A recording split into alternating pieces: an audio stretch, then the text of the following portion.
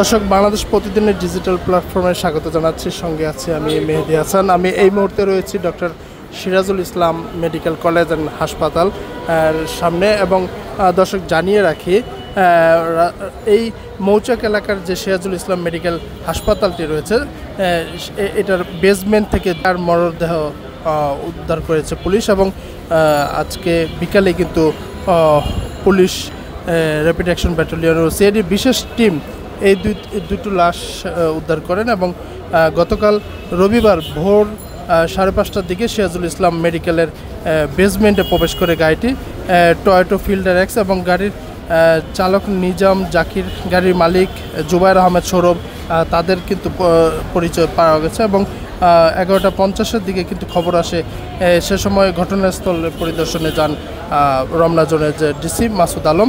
এবং তিনি গণমাধ্যমকে জানিয়েছিলেন যে বেসমেন্টে পার্কিংয়ের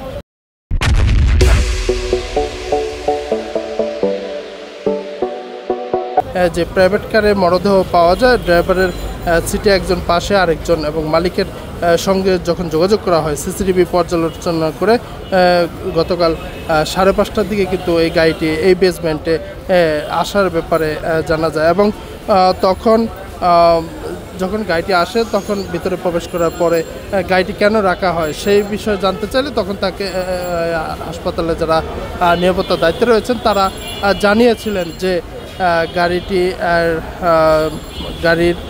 এখানে রাখা হচ্ছে কারণ হচ্ছে তাদের আত্মীয় স্বজন নাকি হাসপাতালে ভর্তি রয়েছে। এবং তদন্তের ব্যাপারে কিন্তু বেসমেন্টের সাফোকেশন থাকে, প্রচণ্ড গরমের কারণে মরদেহ দুটি পচে গেছে। এবং সিআইডি টিম কিন্তু কিছুক্ষণ আগেই এখানে এসে এই doctor Sirajul Islam medical college হাসপাতালে কিন্তু তারা আসে। এবং যে সিআইডির যে টিম তারা কিন্তু আলামত সংগ্রহ করেছে। দর্শক দেখতে পাচ্ছেন যে doctor Sirajul Islam medical college হাসপাতাল যে বর্তমানে এই বেসমেন্টের দিকে কিন্তু আসলে যে মরদেহের যে দুর্গন্ধ, সে দুর্গন্ধের কারণে কিন্তু ভিতরে দিকে যাওয়া যাচ্ছে না। এবং যে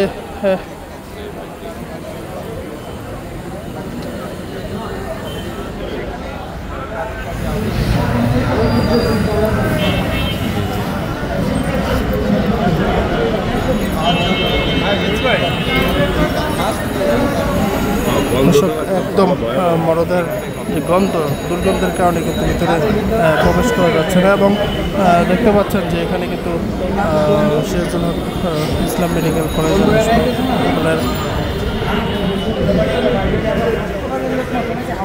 তো দর্শক, যেমনটি শুনছিলেন যে doctor Sirajul Islam medical college হাসপাতালের যে বর্তমান যে দৃশ্য, বেসমেন্টে মরদেহ, সেই মরদেহ কিন্তু এখানে কিন্তু সিআইডি এসে তাদের আলামত সংগ্রহ করেছেন। এবং বর্তমানে যে অবস্থা রয়েছে, মরদেহের কারণে কিন্তু গন্ধে একদম ভিতর থেকে বেসমেন্টে কিন্তু প্রবেশ করা যাচ্ছে না। এবং এখানে কিন্তু যারা খবর পেয়েছে তারা কিন্তু ছুটে এসেছে এবং এখানে কাদের মরদেহ তা কিন্তু জানার আগ্রহ নিয়ে তারা এখানে অনেক লোকজন কিন্তু এখানে বেসমেন্টের দিকে ঢু মারছে। এবং এই হচ্ছে doctor Sirajul Islam medical college and হাসপাতালের যে বেসমেন্টের মরদেহ, সে মরদেহ পাওয়ার যে খবর, এই ছিল সর্বশেষ।